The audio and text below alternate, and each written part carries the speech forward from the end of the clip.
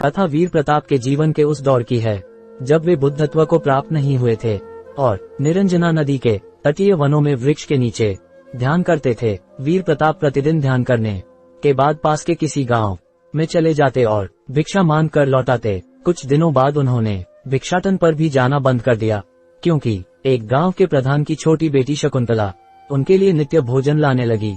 कुछ दिनों के बाद उसी गांव का एक चरवाहा भी वीर प्रताप से प्रभावित होकर उनके पास आने लगा।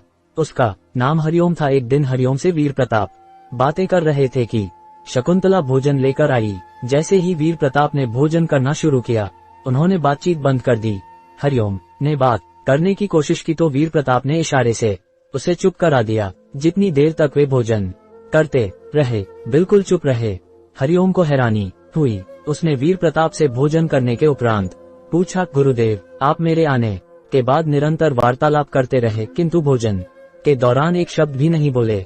मैं तो भोजन करते करते भी बातें कर लेता हूँ, आपने तो मुझे भी इशारे से चुप करा दिया, इसका क्या कारण है? वीर प्रताप बोले, भोजन का निर्माण बड़ी कठिनाई से होता है। किसान पहले बीज बोता है, फिर पौधों की रखवाली करता है और तब कहीं जाकर पैदा होता है। फिर घर की महिलाएं बड़े जतन से उसे खाने योग्य बनाती हैं।